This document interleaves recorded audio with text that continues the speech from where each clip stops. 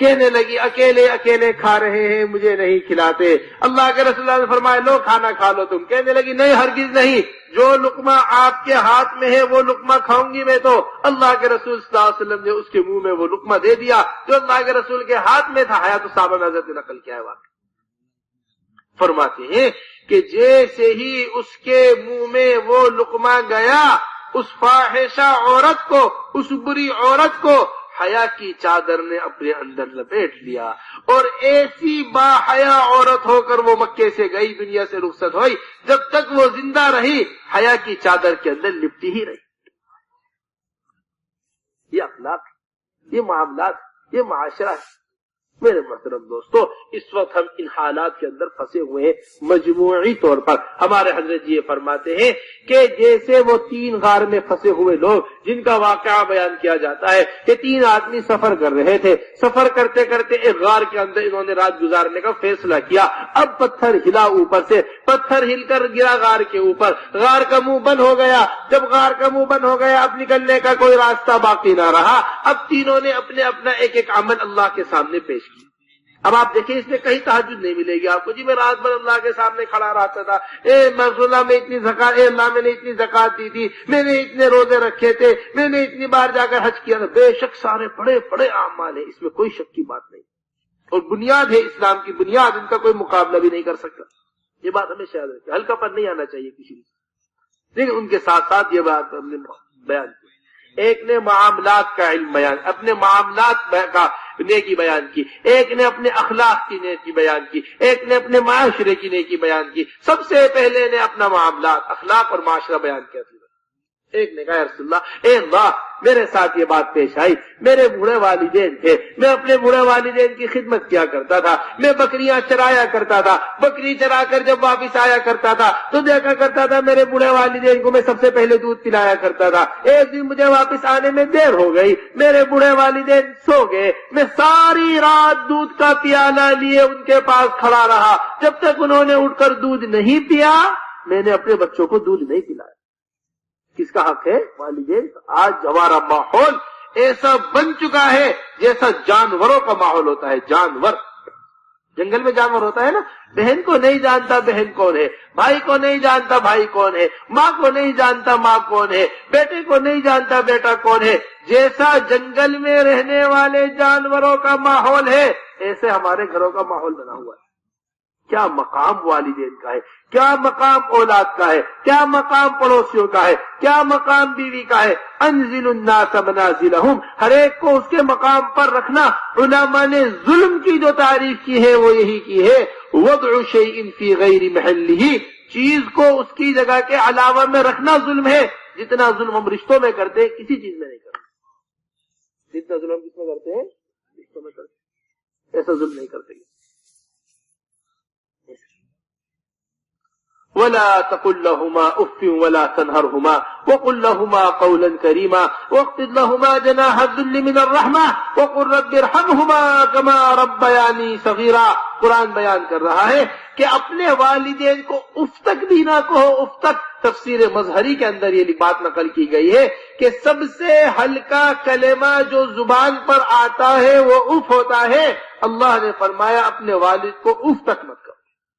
اگر اس سے ہلکا کوئی جملہ ہوتا، کلمہ ہوتا، اللہ اس یہاں ذکر کرتے، اللہ اس یہاں کیا کرتے؟ اف تک بھی نہ کرو اپنے والدین کو. بغیر منڈیر کی دیوار پر مت، چھت پر مت کرو. تم بغیر منڈیر کی چھت پر چڑھو گے تمہارے والد کو تکلیف پہنچے گی. آپ سوچئے تو صحیح، اتنی دیر کی تکلیف بھی والد کے لیے برداشت نہیں کی جا رہی کہ کہیں میرا بچہ چھت سے گر نہ جائے. اور ہم کیسی کیسی تکلیفیں پہنچا دیتے. العم سن و ابی، چچا جو ہوتے ہیں وہ باپ کے درجے پر ہوتے ہیں. بڑا مزے کا واقعہ نقل کیا. حضور اکرم صلی اللہ علیہ وسلم بیٹھے ہوئے بات کر رہے، حضرات شیخین ساتھ بیٹھے ہوئے، ابو بکر رضی اللہ تعالیٰ عنہ، عمر ابن خطاب رضی اللہ تعالیٰ عنہ، بات کرتے کرتے کرتے حضور اکرم صلی اللہ علیہ وسلم کی آواز اتنی پست ہو گئی، اتنی پست ہو گئی کہ یہ دونوں حضرات پریشان ہو گئے فوراً کہ کیا بات ہو گئی. اللہ کے رسول کی آواز اتنی ہلکی ہو گئی. حضرت ابو بکر حضرت عمر میں سے کسی نے پوچھا یا رسول اللہ آپ کے سینے میں کوئی تکلیف ہوئی ہے؟ یا رسول اللہ آپ کو کیا تکلیف پیش آئی ہے کہ ابھی آپ اتنی اونچی آواز میں بات فرما رہے تھے ایک دم آپ کی آواز پست ہوتی چلی گئی. فرمایا کیا دیکھتے نہیں ہو کمرے کے اندر عباس داخل ہوئے؟ کمرے کے اندر کون داخل ہوئے؟ عباس. میرے سے جبرائیل نے آ کر یہ کہا ہے جب بھی عباس موجود ہوا کرے آپ اپنی آواز کو پست رکھا کریں. حیات الصحابہ میں حضرت نے اس کو نقل کیا ہے. جب بھی عباس ہوا کرے, ہاں یہ چچا ہے, چچا کا یہ احترام ہے. اب سوچئے پھر باپ کا کیا احترام ہو. چچا باپ کے مقام پر ہوتا ہے. ہم باپ کے سامنے چیخ رہے, باپ کے سامنے شور کر رہے, جواب دے رہے. یہ حکم ہے والدین کا, یہ ادب ہے. یہ لکھا ہے علماء نے.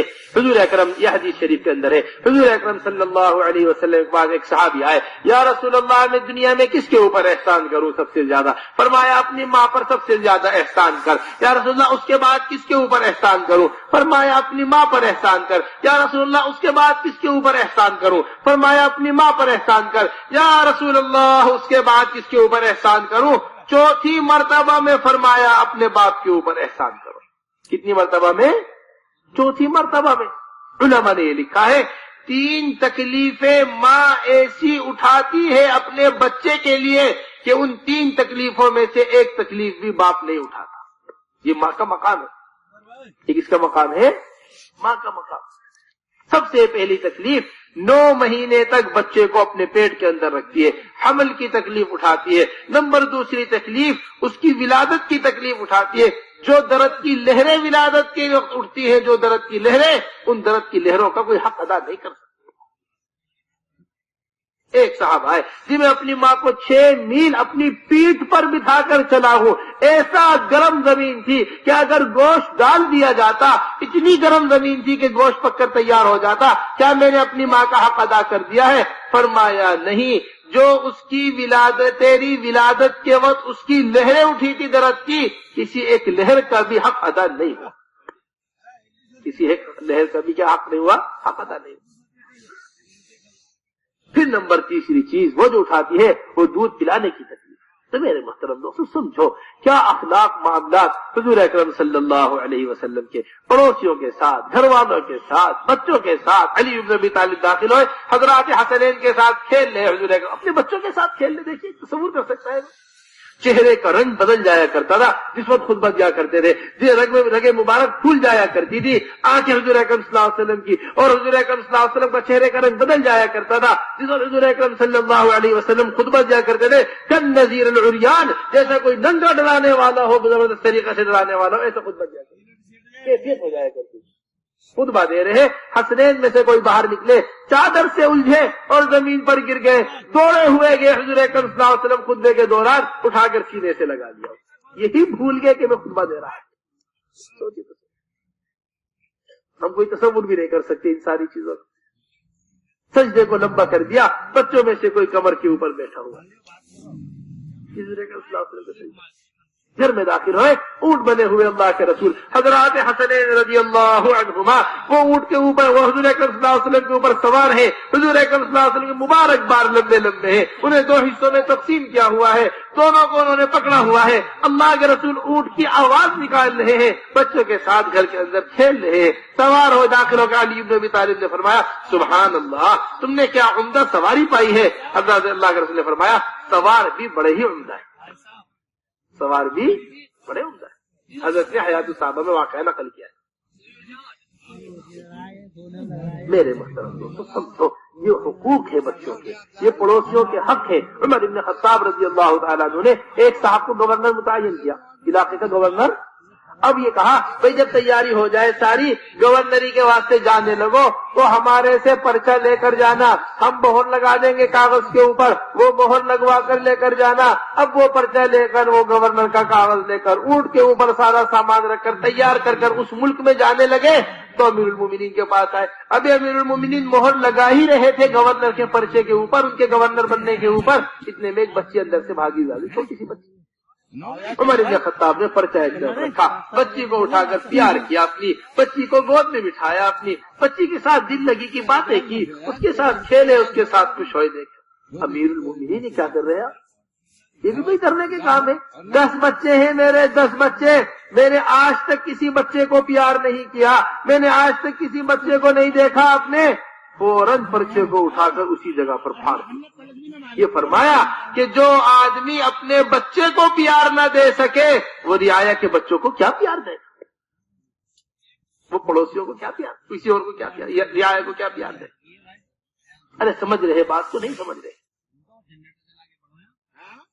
ایسی رعایا، ایسا حکم، ایسا نظام عبد الرحمن بن عوف حضور اکرم صلی اللہ علیہ وسلم کے ساتھ اور بھی صحابہ حضور اکرم صلی اللہ علیہ وسلم کے ساتھ، ایک بچے کا حضور اکرم صلی اللہ علیہ وسلم کے انتقال ہونے لگا، گھر والوں نے حضور اکرم صلی اللہ علیہ وسلم کو بلایا، اللہ کے رسول صلی اللہ علیہ وسلم تشریف لائے، اس کا آخری وقت چل رہا تھا، اللہ کے رسول صلی اللہ علیہ وسلم کی گود میں تھا، اللہ کے رسول کی آنکھوں میں آنسو آ گئے دیکھ کر پیار کیا سر کے اوپر، اس کی خوشبو کو سونگا، پھر پیار کر کے رونے لگے اللہ کے رسول۔ عبد الرحمن بن عوف کہنے لگے اے اللہ کے رسول آپ اور رو رہے، اتنے بڑے آدمی ایک بچے کی موت پر رو رہے، فرمایا عبد الرحمن یہ اللہ کی رحمت ہے جو میرے آنکھوں سے جاری ہو رہی ہے۔ یہ کیا ہے؟ ہمیں ہمارے نبی شریف سے سبق مل گیا۔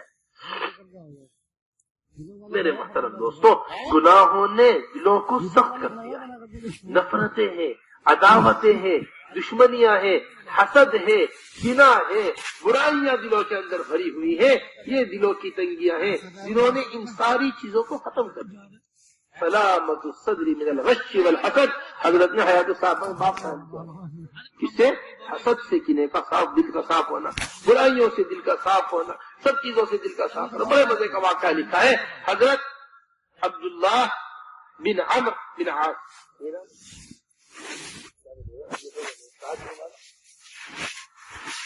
یہ ایک مرتبہ فرماتے ہیں حضور اکرم صلی اللہ علیہ وسلم تشریف فرمائے کہ سامنے سے سعد بن ابی وقاص، ایک انصاری آتا ہے روایت میں سعد بن ابی وقاص کے بارے میں آتا ہے، سامنے سے چلے ہوئے آئے، اللہ کے رسول نے فرمایا ان قریب تمہارے درمیان ایک جنتی آدمی آئے، ان قریب تمہارے درمیان کیا آئے گا؟ جنتی آدمی آئے۔ دیکھا سعد بن وقاص کے سامنے سے چلے ہوئے آ رہے، اگلے دن پھر اعلان ہوا ان قریب تمہارے درمیان ایک جنتی آدمی آئے گا، سامنے سے دیکھا سعد بن ابی وقاص چلے ہوئے آ رہے، تیسرے دن پھر اعلان ہوا ان قریب تمہارے درمیان ایک جنتی آدمی آنے والا ہے، سامنے سے دیکھا سعد بن ابی وقاص چلے ہوئے آ رہے۔ عبداللہ بن عمرو بن عاص نے فیصلہ کر لیا مجھے وہ نیکی تلاش کرنی ہے جو ان کے اندر، یہ تھی عمدہ بات۔ ان کے ساتھ ساتھ ہو گئے، ان کے ساتھ رہ جا کر کہنے لگے میرے والدین سے لڑائی ہو گئی ہے، میری والدین سے انبن ہو گئی ہے، میں آپ کے ساتھ رہنا چاہتا ہوں، ذہن میں رات بھر حادث پڑھنے ہوں گے، دن بھر روزہ رکھتے ہوں گے، پتہ نہیں کون سے نیک اعمال کرتے ہوں گے، کتنا صدقہ کرتے ہوں گے، کتنی خیرات کرتے ہوں گے، میں وہ ساری چیزیں جمع کروں گا، دیکھوں گا 3 دن تک اس کے ساتھ رہے، رات کو سویا کرتے تھے، روایتوں میں آیا ہے فجر کی نماز نہیں اٹھا سکتے کے لیے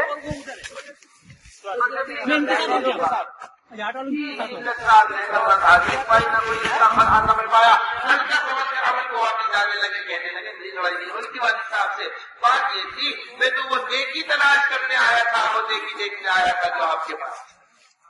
فرمایا دیکھو بھائی میرا معمول تو یہی ہے، مگر بات ایسی ہے کہ جب اللہ تبارک و تعالیٰ کسی مسلمان کو کسی نعمت سے نوازتے ہیں تو میں اپنے دل کے اندر کسی قسم کی کوئی تنگی محسوس نہیں کرتا اس کے بعد۔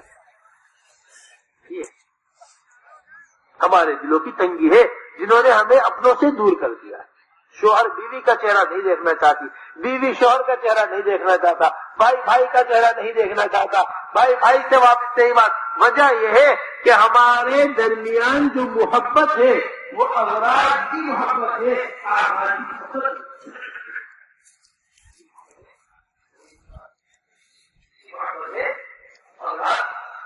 بیوی کی خواہش پوری ہو رہی ہے شوہر سے، شوہر کی خواہش پوری ہو رہی ہے بیوی سے، بیوی سے محبت کر رہا ہے، بیوی کی ضرورت پوری ہو رہی ہے شوہر سے، اس لیے بیوی شوہر سے محبت کر رہی ہے، باپ کا کارخانہ بیٹے کے نام آنا ہے، اس لیے بیٹا باپ سے محبت کر رہا ہے، باپ کی کارخانے کو بیٹے کو کارخانہ سنبھالنا ہے، اس سے باپ بیٹے سے محبت کر رہا ہے۔ جب اس افراد میں فرق آتا ہے، جب اس افراد میں فرق آتا ہے وہ آواز جو ہمارا